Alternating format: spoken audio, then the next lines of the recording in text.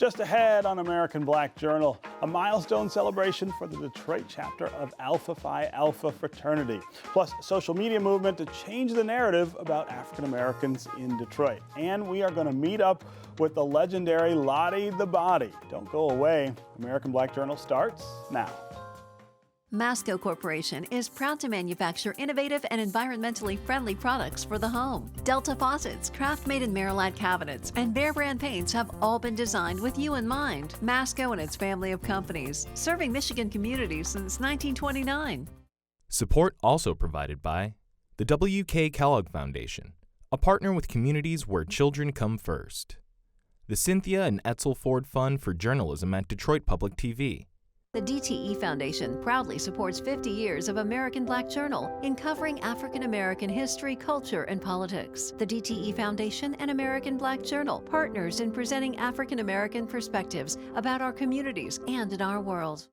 Also brought to you by Ally, Nissan Foundation, and viewers like you. Thank you.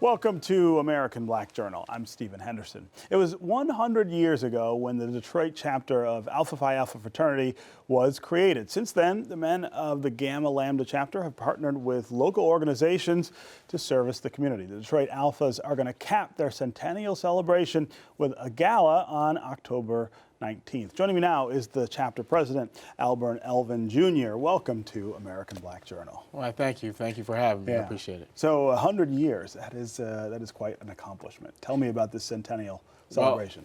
Well, 100 years is quite an accomplishment. We were founded, the chapter itself was founded by 13 industrious men who went on to glory, but did many great things before they passed. And so as we move forward, we're getting ready to celebrate that and commemorate that and cap the year off with the Centennial Gala, October 19th at Detroit Marriott.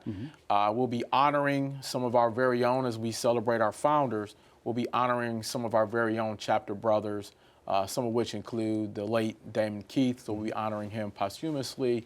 67th Mayor of Detroit, Dennis Archer, entrepreneur and philanthropist William Picard, CIO of Boeing, Ted Colbert, and our 34th general president, who's over the entire fraternity at that time, Mark Tillman, who's local here in Michigan. So they're all brothers of our chapter, and we're looking forward to it. Yeah. So tell me what it means to be a member of APHI and of the Detroit chapter. To me, it's about brotherhood. It starts with brotherhood. And, you know, I think our chapter has shown a tremendous amount of that.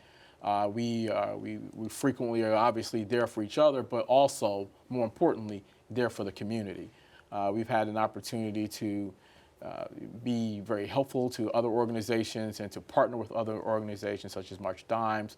And so also in our chapter, we provide scholarships on a regular basis, annual basis. And this past year, we provided 21 scholarships to deserving young men, $1,000 apiece. Yeah. One of the distinctions I've always thought was important between white fraternities and African American fraternities is the difference between charity and service. I think there's a real distinction there. In other words, there's kind of a dedication to the idea of serving other people that sits at the core of black fraternities. That's different. Yes, and one of the other distinctions I think is that, you know, a lot of the when you're in a black fraternity, yes, once your college is done, your service isn't. Right. So we continue to serve as long as we're able to throughout the rest of our life. And then we also, you know, we rear our young children up, our own children, to do the same. So I know my children come with me, and my family comes with me, my wife comes with me when we do service around the community as well. Yeah.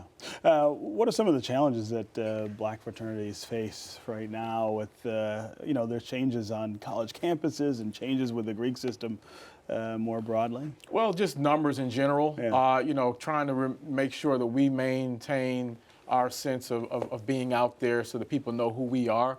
It's hard to do that on some of the campuses when you don't have as many members. You're focused on getting your degree, and so you're focused on doing some service, and oh, by the way, we still got to let people know who we are and what we do. So that makes it a little difficult when the numbers are low.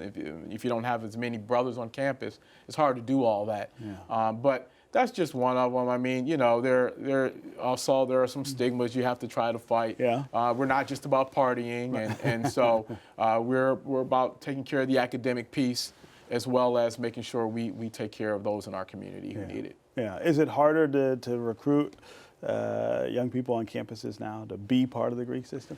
It depends on the locale. Yeah. I would say, if you're in certain places, it's not difficult at all because they know who you are and they want to be a part of it. Yeah. And some campuses, you still have to let people know you're there. And so that's the important part. You have brothers that graduate and then you have, one or two brothers left. Well, they focused on graduating too. So that's the important piece. You have to let people know you're there and what you're about and what you do, that you're not just about partying. We take care of business as well, and we hold leadership positions within the schools and within the communities, and it's important that we let people know that. Yeah. Talk about the importance of the Detroit chapter itself, some of the things that sort of set it apart as it celebrates this 100 years. Well, we've got a great history. Yeah. One of our founders was one of the people who were responsible for the Ambassador Bridge. I mean, so we've got brothers I didn't know that. From the very beginning have been leaders and pillars in the community. And so there are stories like that where people will find as they come to the gala. We'll have some things on display, but more important, we'll have a great book for people to say. There's plenty of history in that book. Yeah. And it's not just Alpha history. It's not Detroit Alpha history. It's Detroit. It's Detroit history. Black history. Yeah. It's Detroit history, and that's the important part. Yeah.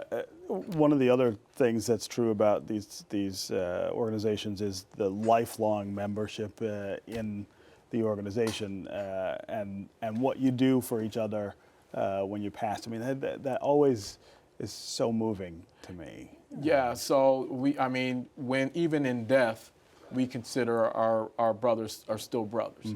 And when they pass, and from at least from an Alpha perspective, when they pass, we think of them as going to Omega chapter, which is the end. And so we send them off the right way with Omega service, and the brothers gather around and we do our spiel, and we make sure that they're sent off in the right way. And that's the important part too, because we still love our brothers even when they're gone, but we want to celebrate their life and also make sure everyone knows that this was an Alpha man. Yeah. So October 19th is the gala. Is it open to anybody? October 19th is the gala. It is open to the public. We expect to have anywhere close to 700 leaders in the community, members of the Divine Nine, all the other Greek organizations, some of our elected officials we're expecting to be there, and of course our honorees that I noted earlier. Yeah. So it is going to be a great time. We'll spend some time going through some of the things we need to go through to honor our honorees, and to make sure we shout out our founders, which is important. We have 13 of them, so we want to make sure we do that. But equally as important, we're gonna have a good time. Yeah. And so we're gonna, loosen up the ties, Right. and cut on some good music. We're gonna dance in our formal attire and have a ball. Yeah. All right. Well, congratulations.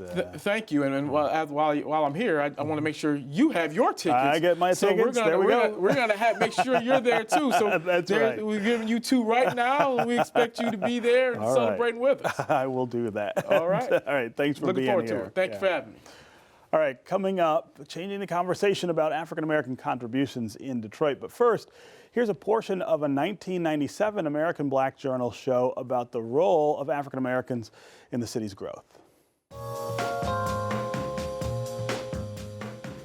So are you saying that the people in Detroit who may be complaining the most about missing the opportunities may be people who in fact are not prepared for the opportunities? Absolutely. Well, I think he's Reverend right, Edwards. and I also believe that it's a leadership problem at this point, and I don't want to emphasize the problem. I think the leaders in our community, and I sense many of them are now stepping up to this opportunity, and they're working out plans to help people in the community take advantage of these opportunities. It's just not something that can be done overnight. I mean, the door is open.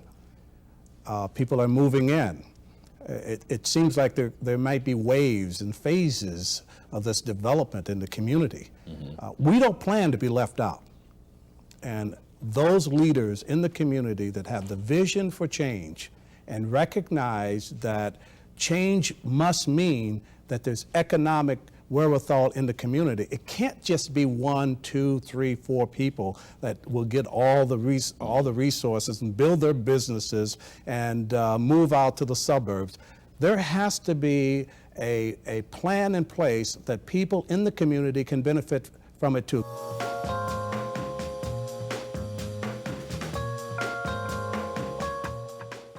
Detroit has talent. That's the hashtag for the social media movement named Roster Detroit. The goal is to change the conversation about the contributions of African Americans to the city's comeback. It is done by sharing positive stories and identifying networking and business opportunities for Black men and women. Here now is the founder of Roster Detroit, Marlo Stoudemeyer, along with Mark Lee of the Lee Group, who has blogged about the project in Crane's Detroit Business. Thanks to both of you for being here. Thanks for having me. All right, Appreciate so it. tell me what inspired you to celebrate the contributions of African Americans right now in the city of Detroit. Well, it all started with 3 things. So I was very frustrated with a Black History Month that felt kind of muted and kind of old. The images that I was seeing and hearing about Black men, particularly on Facebook and social media, and then this notion of Detroit not having talent. And every time we have a conversation about what talent is or what it looks like, it was the traditional white male millennial or the person riding in on their horse to save Detroit. And I said, that's not the Detroit I know. And so instead of me complaining, I said, you know what, there's people within my network, brothers who I can lift up. And I started doing a story, 2 stories every day. And just to tell people, like, these are the guys that I know. And then it took hold and it went wildfire, right? And so basically over 50 days, I did 2 stories every day. And halfway through, I started getting calls. People wanted access to the talent. They wanted more stories. They wanted to know who these people were. And I realized that this was much bigger. So I started working with a partner, and we created Roster to really create that digital platform to disrupt that status quo that I just talked about. Where is that status quo coming from? Why are we having a hard time with this in a city that's 85% African American?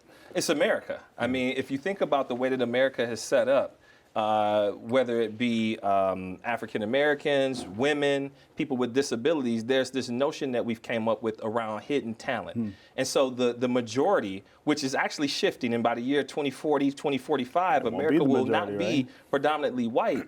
There's still this stronghold on this legacy and tradition of white America and these images. And so for us, we believe if you are going to disrupt the status quo, you have to change the conversation, the narrative, and the image of what talent looks like. But not just what talent looks like, but connecting talent to real opportunities. And so for us, we're saying that, listen, if there's not a table for us to sit at, we'll have to create our own table, our own platform. This is not exclusion of them. It's about inclusion of us in that conversation. And that's really important to me. And so to me, traditionally, you know, America has hired those who look like them, who they know, care, and like. And so it's relational. That's really what it is. Mark, as the city changes, this narrative is changing, and in your blog, you point out that this city has a rich history that can't just be swept away by the things that we see going on now. Excuse me. And the city does have a rich history. And let me just piggyback on a point that Marlo just made. From a business standpoint, people want to do business with organizations that look like them. And Detroit being 80% African American, we have significant talent here that needs to get to that next level inside the organizations across the city. From a business standpoint, the Boston Consulting Group did a study recently where they talked to over 1,700 companies in 8 different countries. And let's talk about the business impact. If you have a diverse team, you have an opportunity of getting 19% more revenue as opposed to a team that's not diverse. So in the city of Detroit, that's important with a city that's 80 to 85% African American. We need to have those opportunities, get those people at the senior level opportunities as well as other levels throughout the organization so that we can capitalize on the business opportunities for everyone. So how are we doing with that sales pitch you just made about there being a business case for diversity in the business community here in Detroit? Some people say that they're doing a good job. Yeah. I'm going to beg to differ. I think that we still have an awareness issue. So a lot of organizations, and not to be critical of organizations, they're saying they're doing a better job. Maybe they are, but the reality of the situation is there's a lack of awareness. And when organizations understand the impact that diverse teams have on the growth of it long term, then I think that narrative will begin to change. But to Marlo's point, this is why this hashtag Detroit Has Talent is important, is businesses need to understand that if you do hire these individuals, you're really going to be set for the long term. Yeah, I mean, to just even add on to that, one of the things that we realize is that you have to actually have a formula. So there's a three-step formula with roster that most people don't realize. The first one was based on me writing those stories, was giving these people exposure and me validating them because of the platform. The second piece is a lot of these people didn't have bios, they didn't have professional branding packages. So now we're talking about professional development and personal branding. And then the third piece is us being a matchmaker to connect them to the opportunities, because what happens is a lot of times people don't know they exist. There's no pipeline, there's no inventory. And what really took it over the top was when I started getting inboxes from people who had jobs saying, hey, connect us to these people. We've placed about 4 people so far in high paying jobs. Our last person was making over $150,000 a year in the job that we connected them to, only because people are saying we need to make a quick hire and we don't know who to go to. And if you can't connect us, Marlo, we're gonna go to the usual suspects. And the usual suspect is typically a white male. And so what we're trying to do Even in Detroit, that's even true. in Detroit, because a lot of these jobs, to be honest with you, before they ever hit the streets, man, they've already identified people. Who they so want. the job that you think you're going to get on LinkedIn and Indeed, that job's accounted for, and it's usually because of relational dynamics. And so it's the proximity. And so my thing is, if we don't tell the story, shift the narrative, and disrupt that status quo, then nothing will change. It's our ownership to tell our own story.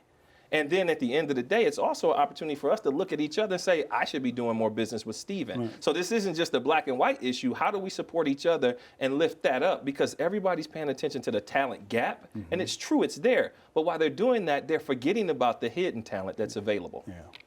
What kind of reaction did you get to what you wrote in Cranes, which is, a publication that goes to all businesses, but, a lot of the white business community depends on that for information. The reaction has been overwhelmingly positive. Good. And in fact, when I write a blog like that, it goes across the country.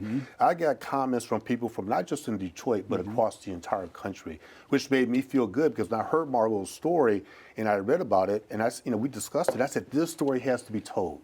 And so I want to first of all give a shout out to Cranes for running that on my behalf, because I think it was very important. And I know that it's taken off since I wrote the article for you, that you got a lot more attention to it. So essentially, you get more attention than this gets more attention. The bottom line is we gave the platform, and that's the important part of the story, is to give them the platform to tell his story and also to acknowledge other people who are talented, who deserve opportunities here in Detroit and beyond. So what's next with the roster? So what's next for roster, there's a couple of things. So those 100 stories will be curated into a book, and it'll be an annual book. Then we pivoted from black men to black women and started lifting up women and saying Detroit's future is female because women deserve equal status on that. Roster is also going to spread across 10 other cities across the United States. But more importantly, we're going to start honing in on our key metrics. And our metrics will be how many people did we help get jobs? How many people did we help get new deals? We want to put a business lens on top of this. We don't want people to think this is charity. This is just a feel-good story. It's a good business investment for people to invest in diverse ideas, cultures, and people. Because the future of their company, and not only the company, this country, depends on people understanding the value in diverse talent.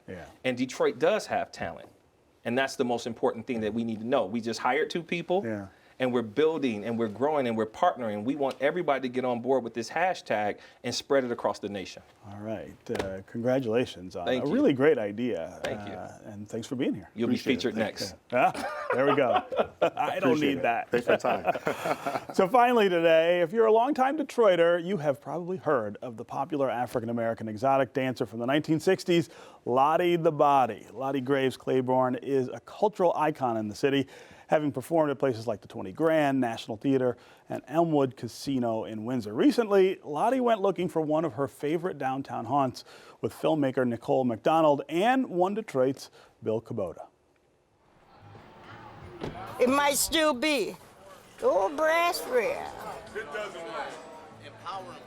He didn't have it outside no kind of way. Hi. I am Lottie the Body of the original breast. You are Lottie the Body. Yes. I told you about her. Welcome. Wow. Thank you. Welcome Give me a here. hug. Awesome. I am so honored to meet you. Same here. I am so But honored. you know, I Come on in. okay. Yeah. I was a headliner. I had so many people coming. I'm fine. How are you? You want to sit here? No. We used to line up the people that was parking, chauffeurs. See, the bar was on the other side. Yes. I was telling And him going about the downstairs was right The here. stairs, I told you. Yes. Okay. So what's down there now? Just storage. Yeah. This picture here, okay. 1954. This is an oil painting on the canvas. And that was done in Syracuse. I was doing some modeling for the Syracuse University. And a young man in there, his name was Pee Wee. My name is Lottie.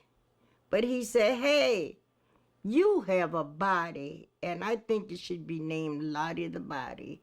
And that's how I got Lottie the Body, by Pee Wee. You were okay with that when he said that? Oh, on that I looked, and I was getting money for it, you know. I was very... Thinking about trying to reach out to you and invite you here. Oh, really? Yes. The Fords and all of those people used to come out here to see the show downstairs. It was really a place of dinner. In here, the best corned beef they'd ever had. This was just a place where Will Chamberlain and all the guys would come down here because I was here, and they would come. The Tigers, but they were from the old. The old stadium. Yeah, old stadium. And people would come from all over because they had the longest bar was in here. You know what? I had 2 hips replacement. Oh, we used to run down these stairs. I brought Stevie Wonder here when he was 11. You got it? Whew. And you would go downstairs. The brass rail was downstairs, and you had to be properly attired.